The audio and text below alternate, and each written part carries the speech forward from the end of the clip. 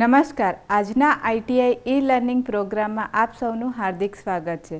આજે હું ઔદ્યોગિક તાલીમ સંસ્થામાં ચાલતા સોલાર ટેકનિશિયન ઇલેક્ટ્રિકલ ટ્રેડ અંતર્ગત various skill requirements during solar P V plant installation lesson વિશે તાલીમ સહ માર્ગદર્શન મેળવીશું.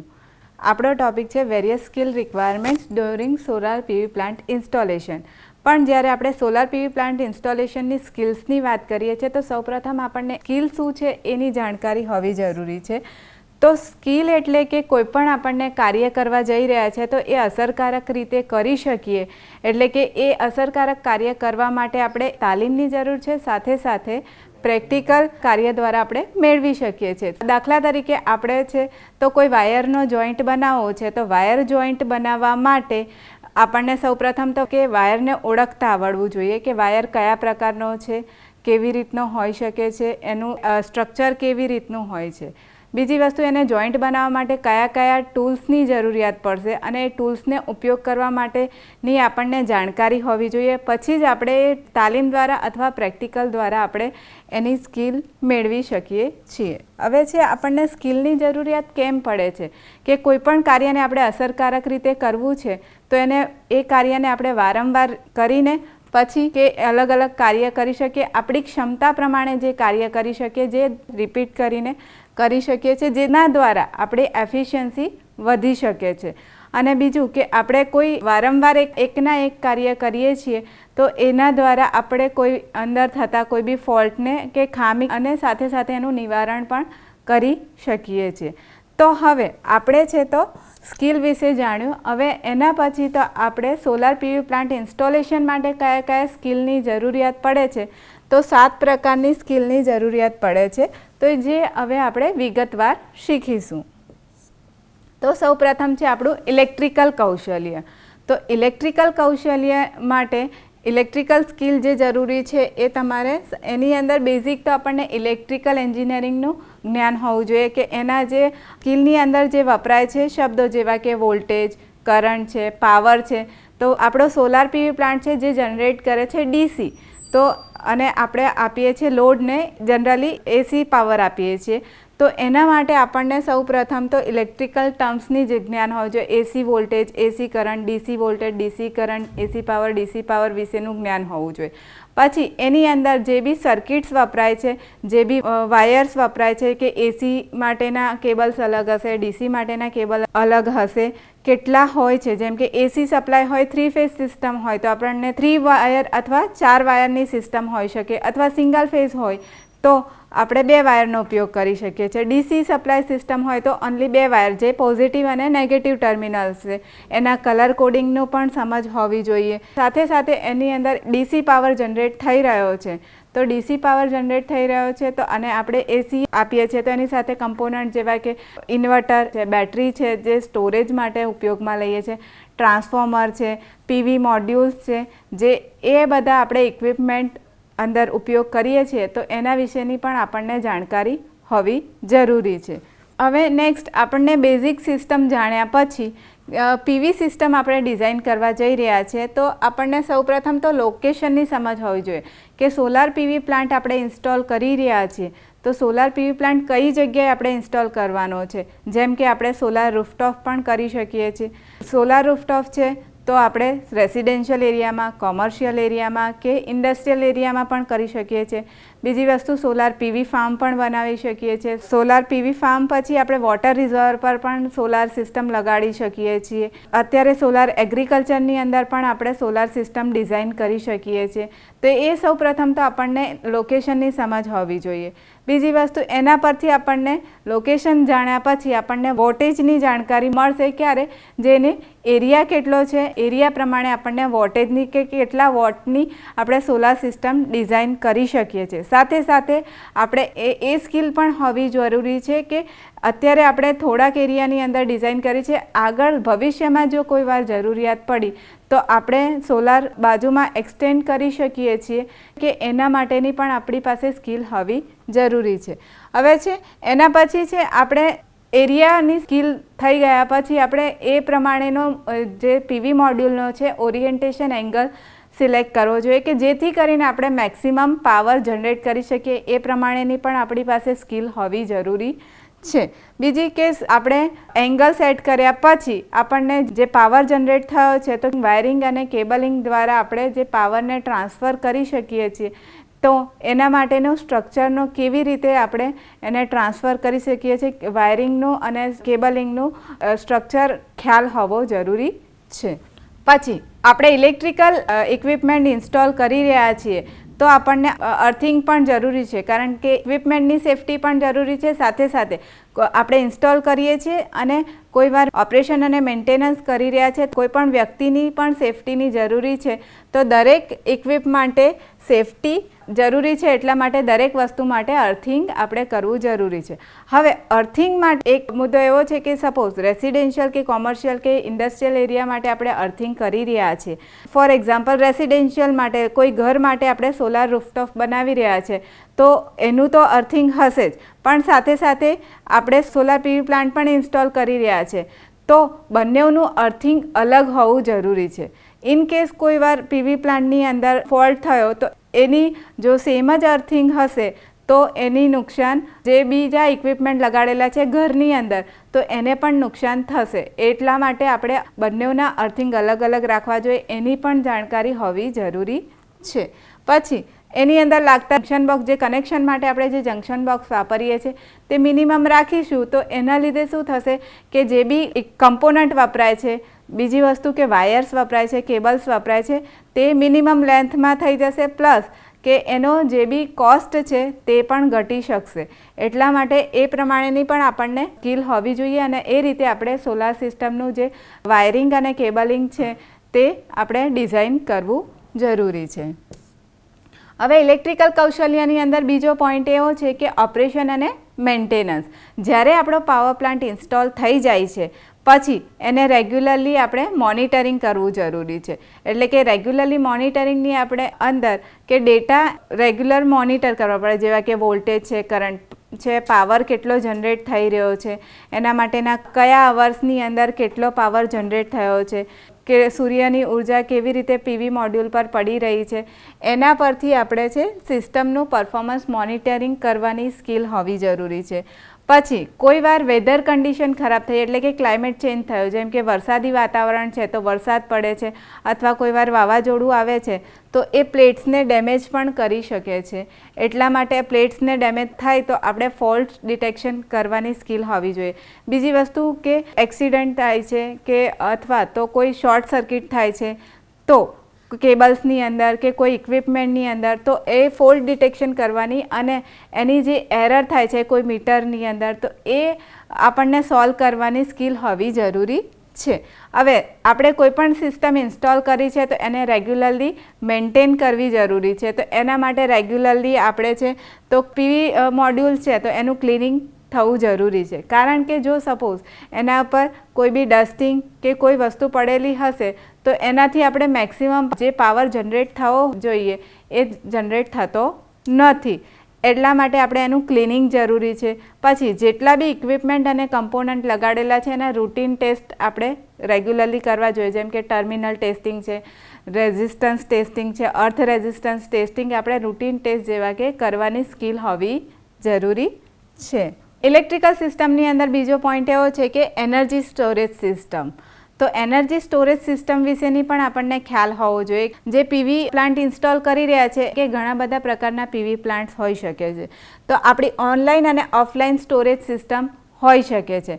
તો આપણે એની અંદર સ્ટોરેજ સિસ્ટમની અંદર બેટરી લગાડીએ છીએ તો બેટરીની સાઇઝ કેટલી હોવી જોઈએ આપણે સ્ટોરેજ કેટલું કરી શકીએ કેટલા એમ્પિયર અવરની બેટરી લઈશું એના વિશેની પણ આપણને સ્કિલ હોવી જરૂરી છે. તો આ થયા આપણા ઇલેક્ટ્રિકલ કૌશલ્ય. નેક્સ્ટ સ્કિલ છે મિકેનિકલ સ્કિલ કે જ્યારે આપણે ઇલેક્ટ્રિકલી ડિઝાઇન કરી લીધું એના પછી છે આપણે મિકેનિકલી જોઈશું કે જેમ કે મોડ્યુલ માઉન્ટિંગ સ્ટ્રક્ચર્સ ડિઝાઇન અને ઇન્સ્ટોલેશન કે મોડ્યુલને આપણે માઉન્ટિંગ કરવાનું ફેબ્રિકેશન વર્ક છે વેલ્ડિંગ વર્ક છે એ બધું કરવા જઈ રહ્યા છે તો એના માટેની પણ આપણી પાસે સ્કિલ હોવી જરૂરી છે. આપણે આ પ્રમાણે અલગ અલગ પાવર પ્લાન્ટ આકૃતિની અંદર દર્શાવેલા છે કે જે એગ્રીકલ્ચર માટે છે, સોલાર રૂફટોપ છે, અહીંયા પીવી ફાર્મ બનાવેલું છે અને અહીંયા આપણું એક વોટર રિઝર્વર પર આપણે સોલાર પીવી પ્લાન્ટ ઇન્સ્ટોલ કરેલો છે. સૌપ્રથમ આપણે સાઇટ લેવલિંગ અને ફાઉન્ડેશન વર્ક. તો આ જે પ્રમાણેના 4 અલગ અલગ પ્લાન્ટ્સ દર્શાવેલા છે તો તે આપણને સૌપ્રથમ તો લોકેશન ખબર હોવું જોઈએ કે આ અલગ અલગ ટાઈપના પ્લાન્ટ છે. સપોઝ ઢોળાવવાળી જગ્યા પર કરવા જઈ રહ્યા છે, એના માટે આપણે પહેલાં સૌપ્રથમ તો સાઇટ લેવલિંગ કરવું પડશે. એના પછી આપણે ફાઉન્ડેશન વર્ક કરીશું. તો એના માટેની અલગ અલગ વેલ્ડિંગ, પછી ફેબ્રિકેશન વર્ક કરીશું. તો ફેબ્રિકેશન પ્રોપર થયેલું હોવું જોઈએ. બીજી વસ્તુ કે વેલ્ડિંગ કરી રહ્યો છે કોઈ માણસ, તો વેલ્ડિંગ પ્રોપર થયેલું હોવું જોઈએ જેથી કરીને સોલાર પ્લેટ્સને ડેમેજ ના થઈ શકે. હવે છે નેક્સ્ટ છે કેબલ ટ્રેન્ચિંગ. તો આ અલગ અલગ પ્રકારના પ્લાન્ટ દર્શાવેલા છે. તો એના માટે સપોઝ વોટર રિઝર્વર છે, તો વોટર રિઝર્વર છે તો કેબલિંગ લઈ જવાનું છે. તો આપણે જાણીએ છીએ કે પાણી એ વિદ્યુતનું સુવાહક છે. તો કેબલ એ રીતે ટ્રેન્ચ કરવો જોઈએ કે જેથી કરીને પાણીના લીધે કેબલને કોઈ નુકસાન ના થાય, જેમ કે કોરોઝન ના થાય. પછી કોઈ વાર કોઈ ફોલ્ટ થયો છે તો પાણી વિદ્યુતનું સુવાહક છે તો એના લીધે કોઈ એક્સિડન્ટ ના થાય. એના માટે કેબલ ટ્રેન્ચિંગ માટેની પણ પ્રોપર સ્કિલ હોવી જરૂરી છે. નેક્સ્ટ છે કે બાઉન્ડ્રી વોલ. તો આપણે આ પ્રમાણેનું સોલાર પીવી ફાર્મ બનાવી રહ્યા છે. તો સોલાર પીવી ફાર્મ બનાવી રહ્યા છે તો એના માટે આપણે એક બાઉન્ડ્રી વોલ હોવી જરૂરી છે. કારણ કે એ ખુલ્લાની અંદર હશે તો કોઈ માણસ ઓપરેશન અથવા મેન્ટેનન્સ માટે જઈ રહ્યો છે અથવા કોઈ છે તો કોઈ વાર કોઈ પ્રાણી અંદર પ્રવેશી શકે છે ને એના લીધે કોઈ એક્સિડન્ટ અથવા સોલાર પ્લેટ્સને ડેમેજ અથવા કોઈ સિસ્ટમની અંદર કોઈ બી ઇક્વિપમેન્ટ્સની અંદર એને ડેમેજ કરી શકે છે. એટલા માટે આપણે બાઉન્ડ્રી વોલ બનાવવાની સ્કિલ હોવી જરૂરી છે. નેક્સ્ટ છે કંટ્રોલ રૂમ, કે વધારે માત્રાની અંદર આપણે સોલાર પાવર જનરેટ કરી રહ્યા છે તો એના માટે પ્રોટેક્શન સિસ્ટમ, કંટ્રોલિંગ ઇક્વિપમેન્ટ છે તો એ બધા મૂકવા માટે એક સ્ટ્રક્ચર ઊભું કરવું પડશે કંટ્રોલ રૂમ બનાવવા માટે. તો એ સ્ટ્રક્ચર એ રીતનું બનાવવું જોઈએ કે જેથી કરીને બધા જ કમ્પોનન્ટ અને ઇક્વિપમેન્ટ, મીટર્સ છે એ બધા અંદર આવી શકે. એ પ્રમાણેનું આપણે સ્ટ્રક્ચર બનાવવાની સ્કિલ હોવી જરૂરી છે. નેક્સ્ટ છે લિફ્ટિંગ રો મટીરિયલ અને ઇક્વિપમેન્ટ. તો લિફ્ટિંગ રો મટીરિયલ અને ઇક્વિપમેન્ટ પણ એટલું જ જરૂરી છે. કારણ કે સૌપ્રથમ તો આપણે એક એક્ઝામ્પલ લઈએ કે પીવી મોડ્યુલ છે જે સોલાર રૂફટોપ પર લઈ જઈએ છીએ તો એના પીવી મોડ્યુલ સાચવીને લઈ જવા પડે. કારણ કે એની જે સ્ટ્રિંગ છે, મોડ્યુલ્સની સ્ટ્રિંગ છે એ સિરીઝમાં કનેક્ટેડ. જો એક પણ સ્ટ્રિંગ ડેમેજ થશે તો આખું મોડ્યુલ આપણને કામ લાગશે નહીં. બીજી વસ્તુ, ટ્રાન્સપોર્ટેશન માટે પણ અલગ અલગ રૂલ્સ હોય છે કે મોડ્યુલ લઈ જઈ રહ્યા છો એનું પેકેજિંગ છે, એને ઓપન કરવાનું બોક્સ છે, એના માટે પણ રૂલ્સ છે. તો એ રૂલ્સ આપણે ફોલો કરીને એનું પેકેજિંગ ખોલવાનું એને ફિટિંગ કરવાનું છે. જેમ કે સોલાર પીવી મોડ્યુલ આપણે ઇન્સ્ટોલ કરી રહ્યા છે તો એના જે ગ્લાસ છે તો ગ્લાસ પર પ્રેશર ના આવવું જોઈએ. ફેબ્રિકેશન વસ્તુ કરી રહ્યા છે તો એના પર કોઈ પ્રેશર ના આવવું જોઈએ. એ પ્રમાણેનું રો મટીરિયલને છે લઈ જઈએ છીએ અને એને ફિટિંગ કરીએ છીએ, ઇન્સ્ટોલ કરીએ છીએ. એ માટેનું આપણે સ્કિલ હોવી જરૂરી છે. એના રૂલ્સ વિશે પણ આપણને એની જાણકારી હોવી જરૂરી છે. તો આ આપણા સ્ટ્રક્ચર ડિઝાઇન અને ઇન્સ્ટોલેશન થયા.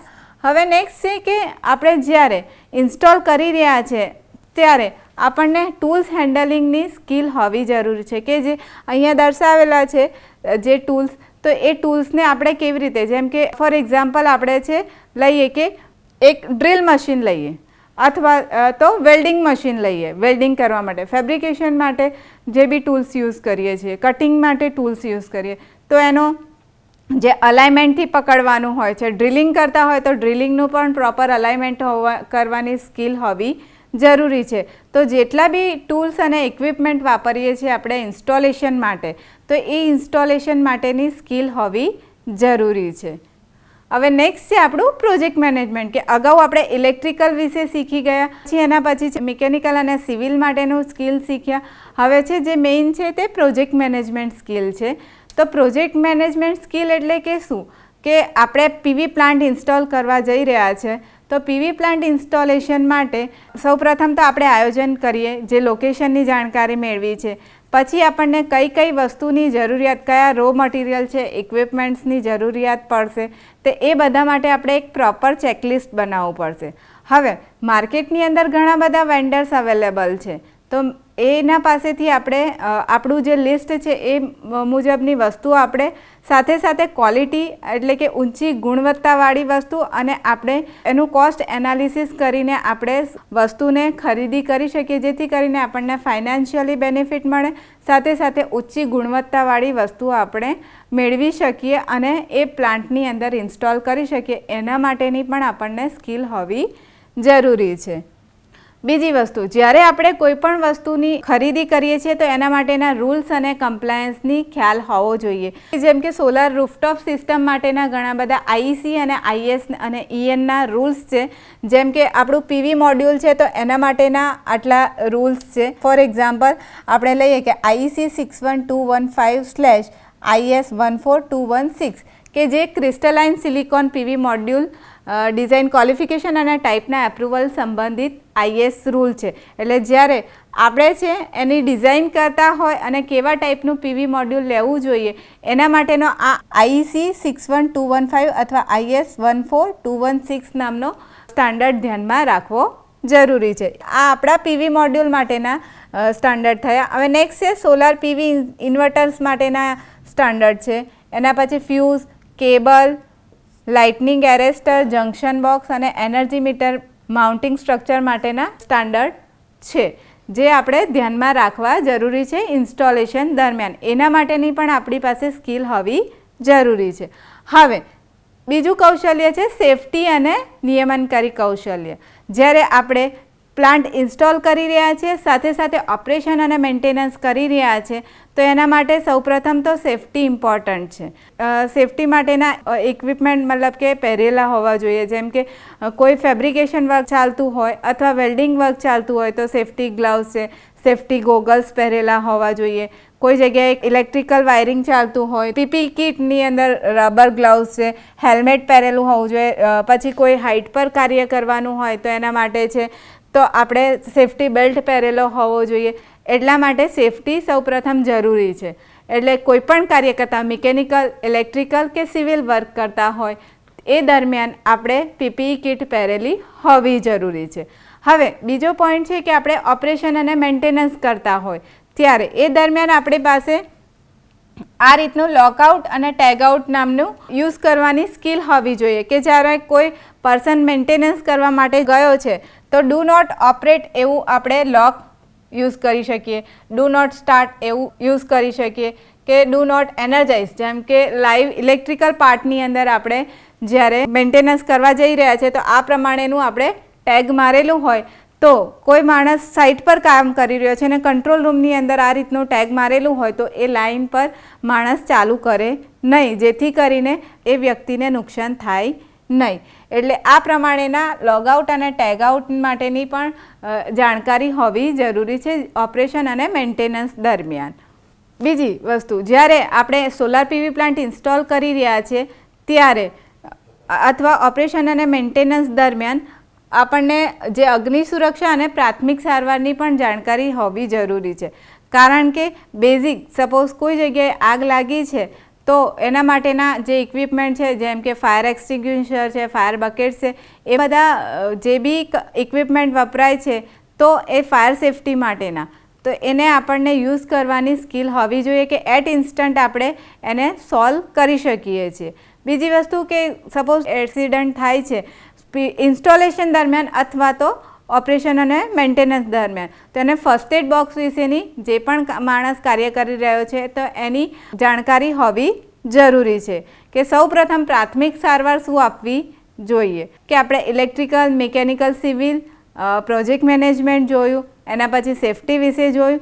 હવે જ્યારે આપણી આખી ડિઝાઇન વિશેનું આપણે બેઝિક આઈડિયા મળી ગયો છે તો હવે માર્કેટની અંદર ઘણા બધા છે ડિજિટલી અને સોફ્ટવેર બેઝ પણ પીવી પ્લાન્ટ ઇન્સ્ટોલ થાય છે, તો એના માટેની પણ સ્કિલ હોવી જરૂરી છે. સોલાર પીવી પ્લાન્ટ ડિઝાઇન માટેના પણ ઘણા બધા સોફ્ટવેર અવેલેબલ છે. સોલાર પીવી પ્લાન્ટ ઇન્સ્ટોલેશનનો બેઝિક લેઆઉટ છે, એના કનેક્શન ડાયાગ્રામ છે, એ બધા ડિઝાઇન થાય છે સોફ્ટવેરની અંદર. તો જેવા કે સોફ્ટવેર જેવા કે પીવીસીસ છે, પીવી સોલ છે, સ્કેચઅપ, હેલિયોસ્કોપ, ઓટોકેડ, પીવી પ્લેનર અને પીવીએફ ચાર્ટ, એ આ પ્રમાણેના સોફ્ટવેર અવેલેબલ છે જેની અંદર સોલાર પીવી પ્લાન્ટ ડિઝાઇન થઈ શકે છે. બીજી વસ્તુ, આપણને જ્યારે મોનિટરિંગ કરી રહ્યા છે તો એના માટે પણ ઘણા બધા ટૂલ્સની જરૂર પડે છે, જેવી કે સ્કાડા સિસ્ટમ છે, એક્સેલ છે, પછી સોલારનું મીટર ડેટા રીડિંગ માટે પણ આપણને જે ટૂલ્સની જરૂરિયાત પડે છે તો એના માટેની પણ એની જાણકારી હોવી જરૂરી છે. હવે જ્યારે પ્લાન્ટ ઇન્સ્ટોલ થઈ ગયો છે એને આપણે મોનિટરિંગ કરી રહ્યા છે તો એનું ડેટા એનાલિસિસ પણ જરૂરી છે કે કેટલા વર્ષની અંદર કેટલો પાવર જનરેટ થયો, કેટલો વોલ્ટેજ છે, કયા ટાઈમની અંદર કેટલો કરંટ છે, એસી સિસ્ટમ હોય તો એની અંદર ફ્રીક્વન્સી કેટલી હોવી જોઈએ. તો એ ફ્રીક્વન્સી પ્રમાણે એ બધું એનાલિસિસ કરવા માટે ખાસ કરીને MS ઓફિસની અંદર એક્સેલની પણ જાણકારી હોવી જરૂરી છે. એટલે આપણી પાસે એ સ્કિલ પણ હોવી જરૂરી છે. ડિજિટલ સ્કિલની અંદર PV સિસ્ટમ ડિઝાઇનના સોફ્ટવેર સાથે સાથે મોનિટરિંગ માટેના ટૂલ અને એક્સેલની રેકોર્ડિંગ માટે અને એનાલિસિસ માટે એક્સેલની પણ જાણકારી હોવી જરૂરી છે. બીજું છે સોફ્ટ કૌશલ્ય. એ બહુ મહત્ત્વનો મુદ્દો છે, કારણ કે આપણે છે તો જ્યારે પ્લાન્ટ ઇન્સ્ટોલ કરી રહ્યા છે તો એની અંદર ઘણા બધા વ્યક્તિઓ ભાગ ભજવે છે, જેવા કે ક્લાયન્ટ છે, વેન્ડર છે, એન્જિનિયર્સ છે, ટેકનિશિયન છે, મેનેજરિયલ લેવલના માણસો છે, સાથે સાથે ગવર્મેન્ટ સાથે પણ અપ્રુવમેન્ટ લેવાના હોય છે. કોમ્યુનિકેશન તમારું બધા સાથે સારું હોવું જોઈએ. સાથે સાથે જ્યારે આપણે પ્લાન્ટ ઇન્સ્ટોલ કરી રહ્યા છે ત્યારે કોઈ પરિસ્થિતિ, કોઈ એક્સિડન્ટ થાય છે કે કોઈ વેધર કન્ડિશન ચેન્જ થાય છે તો એને અનુરૂપ રહીને આપણે પ્લાન્ટ ઇન્સ્ટોલ કરી શકીએ છીએ. એ પ્રમાણેની પણ આપણી સાથે સ્કિલ હોવી જરૂરી છે. બીજું છે, જ્યારે પ્લાન્ટ ઇન્સ્ટોલ થઈ જાય છે ત્યારે નેક્સ્ટ કૌશલ્ય આપણું એ આવે છે કે એનું ટેસ્ટિંગ. ટેસ્ટિંગ એટલે કે આપણે જ્યારે ઇન્સ્ટોલ કરીએ છીએ ત્યારે ઓપરેશન એન્ડ મેન્ટેનન્સ દરમિયાન રૂટીન ટેસ્ટને બધું કરીએ છીએ, પણ એના પછી આપણે એનો મેઇન તો વિદ્યુત ઉત્પન્ન પરીક્ષણનો IV કર્વ ટ્રેસિંગ કરવાનો હોય છે, કે જે IV કર્વ આ રીતે હોય છે: કરંટ અને અહીંયા વોલ્ટેજ. તો એ આપણને છે આ રીતનો કર્વ મળે છે. તો એ કર્વ આપણને ટ્રેસ કરતાં આવડવું જોઈએ કે જેથી કરીને વોલ્ટેજ કન્ડિશન, શોર્ટ સર્કિટ કન્ડિશનની અંદર વોલ્ટેજ અને કરંટની કન્ડિશન શું હોય છે, જેના દ્વારા ફોલ્ટ ડિટેક્શન જાણી શકીએ છીએ, પાવર કેવી રીતે સિસ્ટમની પરફોર્મન્સ આપણે જાણી શકીએ છીએ. એટલે કે એ કર્વ ટ્રેસિંગ કરીશું તો આપણને સિસ્ટમ પરફોર્મન્સ છે એ બધું જાણવા મળી શકે છે. બીજું છે, આપણી સિસ્ટમ છે તો ગ્રીડ સાથે સિંક્રોનાઇઝ થાય છે કે નથી થતી, એના માટેનું પણ, કારણ કે આપણી ઓનલાઈન સિસ્ટમ અને ઓફલાઈન બંને પણ હોઈ શકે છે. જેમ કે રેસિડેન્શિયલ માટે સોલાર રૂફટોપ આપણે ઇન્સ્ટોલ કરીએ છીએ તો ઘણીવાર એવું થતું હોય છે કે આપણે ડાયરેક્ટ ઘરે એનર્જી યુઝ કરી શકીએ, અથવા 2 મીટર લગાડેલા હોય છે જે જનરેટ થયું હોય તેની એનર્જી, અને સાથે સાથે છે કે જે આપણે વપરાશ કરીએ છીએ એના માટે એનર્જી મીટર. તો એ એનર્જી મીટર બંને આપણે અલગ અલગ ઇન્સ્ટોલ કરીને જે જનરેટ થયો છે એ ગ્રીડમાં જાય છે અને આપણે ગ્રીડમાંથી એનર્જી યુઝ કરીએ છીએ. એ પ્રમાણેનું પણ ટેસ્ટિંગ થવું જરૂરી છે કે જે કોઈ એના લીધે ફોલ્ટ નથી થતો. એ કનેક્શન કર્યા છે આપણે ઇલેક્ટ્રિકલ તો ફોલ્ટ ડિટેક્શન થાય છે, કોઈ બી ટ્રબલ થાય તો એને સોલ્વ કરવાની સ્કિલ હોવી જરૂરી છે. તો આ આપણા 7 કૌશલ્યો થયા. એ કૌશલ્ય માટે અલગ અલગ માણસની જરૂર પડે છે. તો ટૂંકમાં, જેમ કે આપણને PV પ્લાન્ટ મિકેનિકલ ડિઝાઇન કરવી છે, ઇલેક્ટ્રિકલ ડિઝાઇન કરવી છે, તો એના માટે અને ઓપરેશન અને મેન્ટેનન્સ અને જે બી સોફ્ટવેરના બેઝિસ પર આપણે ડિઝાઇન કરવી છે તો એના માટે એન્જિનિયરની જરૂર પડશે. સાથે સાથે કોઈ ઇલેક્ટ્રિકલ, મિકેનિકલ કે સેફ્ટી, તો એના માટે જે ઇન્સ્ટોલ કરવા જઈ રહ્યા છે ત્યાં વર્ક કરીશું તો એના માટે છે ટેકનિશિયનની જરૂર પડે છે. અને મેનેજમેન્ટ કરવું છે, કોમ્યુનિકેશન કરવું છે વેન્ડર્સ સાથે છે કે ગવર્મેન્ટ સાથે છે કે ક્લાયન્ટ સાથે છે, તો એના માટે આપણને મેનેજરની જરૂર પડે છે. તો આ રીતે અલગ અલગ કૌશલ્યો માટે અલગ અલગ પર્સન્સ આપણે નિમેલા હોય છે, એટલે બધા પાસે અલગ અલગ સ્કિલ હોય છે. હવે આપણે લેસનને લગતા થોડાક MCQ વિશે જાણીશું. કે સૌપ્રથમ આપણો MCQ છે, સોલાર પેનલ વાયરિંગ માટે વપરાતા ટૂલનું નામ શું છે? તો અહીં આપણને 4 ઓપ્શન આપેલા છે કે સૌપ્રથમ ઓપ્શન છે પાઇપ રેન્ચ. તો પાઇપ રેન્ચ છે તો આપણે જાણીએ છીએ કે પાઇપ રેન્ચનો ઉપયોગ છે તો પાઇપ કટિંગ અને થ્રેડિંગ માટે યુઝ કરીએ, જે આપણે વાયરિંગમાં વપરાશે નહીં. બીજા નંબરનો ઓપ્શન છે એડજસ્ટેબલ સ્પેનર.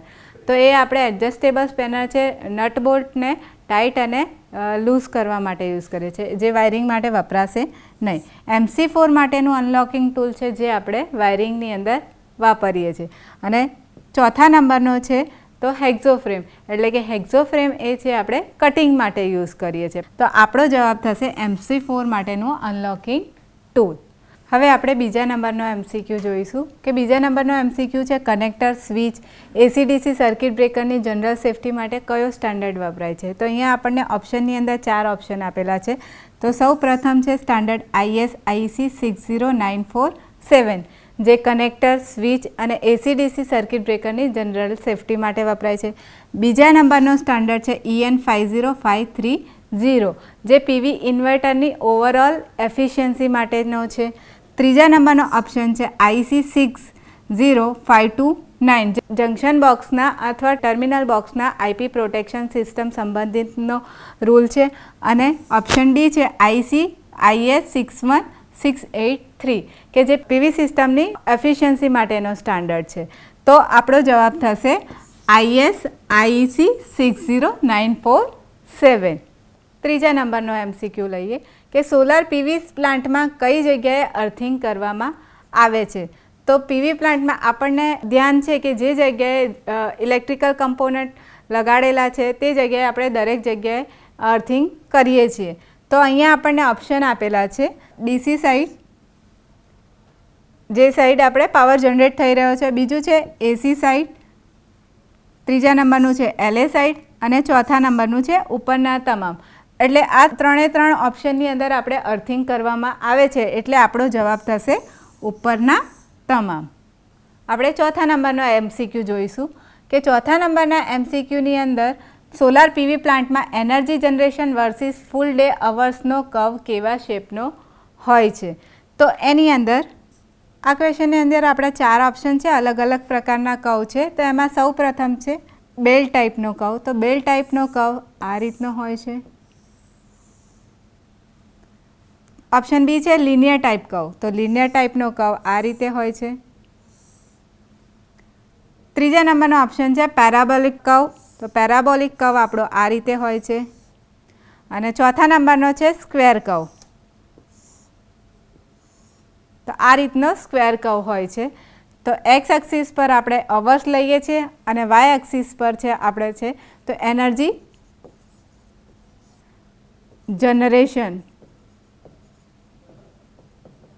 જે કિલોવોટમાં હોય છે. તો એનર્જી જનરેશન હવે જેમ જેમ આપણે છે સૂર્યની એનર્જી શરૂઆત દિવસ જ્યારે ઉગે છે ત્યારે સૂર્યનો પ્રકાશ ઓછો હોય છે. જેમ જેમ દિવસ વધતો જાય એટલે કે કલાકો વધતા જશે એમ એમ સૂર્યનો પ્રકાશ વધશે અને સૂર્યનો પ્રકાશ વધે એ પ્રમાણે આપણો પાવર વધારે જનરેટ થાય. પછી સાંજ પડવા માંડે તો એની સૂર્યનો પ્રકાશ ઘટતો જશે. જે ઘટતો જશે એટલે શું થશે કે આપણી એનર્જી ઓછી જનરેટ થશે. એટલે આપણો જવાબ આવશે આ રીતનો શેપ થઈ શકે. એટલે આપણો જવાબ આવશે બેલ ટાઈપ કર્વ. હવે આપણે 5મા નંબરનો પ્રશ્ન જોઈએ કે સોલાર પેનલ વાયરિંગ માટે વપરાતા DC વાયરનું કલર કોડિંગ કેવું હોય છે. તેની અંદર 4 ઓપ્શન આપેલા છે. પ્રથમ ઓપ્શન છે રેડ, યલો, બ્લુ અને બ્લેક. રેડ, યલો, બ્લુ અને બ્લેક એટલે કે 4 વાયર માટેનું કલર કોડિંગ આપેલું છે. પણ આપણે જાણીએ છીએ કે DC સિસ્ટમની અંદર ખાલી 2 જ વાયર વપરાય છે, પોઝિટિવ અને નેગેટિવ. એટલે આપણો આ જવાબ આવશે નહીં. બીજો ઓપ્શન છે રેડ અને બ્લેક. રેડ એટલે કે એક રેડ પોઝિટિવ માટે અને બ્લેક છે તે નેગેટિવ ટર્મિનલ માટે. ત્રીજા નંબરનો ઓપ્શન છે રેડ અને ગ્રીન. તો ગ્રીન આપણે જાણીએ છીએ કે ગ્રીન કલર છે એ અર્થિંગ માટે વપરાય છે એટલે કે આપણો જવાબ આ પણ આવશે નહીં. અને ચોથા નંબરનો ઓપ્શન છે ગ્રીન અને બ્લેક. તો ગ્રીન છે એ આપણે અર્થિંગ માટે વાપરીએ છીએ અને બ્લેક કલર છે તે ન્યુટ્રલ માટે વાપરીએ છીએ. એટલે આપણો આ જવાબ પણ આવશે નહીં. એટલે આપણો સાચો જવાબ છે ઓપ્શન બી રેડ અને બ્લેક. તો આજે આપણે ઔદ્યોગિક તાલીમ સંસ્થામાં ચાલતા સોલાર ટેકનિશિયન ઇલેક્ટ્રિકલ ટ્રેડ અંતર્ગત various skill requirement during solar PV plant installation lesson વિશે તાલીમ સહ માર્ગદર્શન મેળવ્યું. આભાર.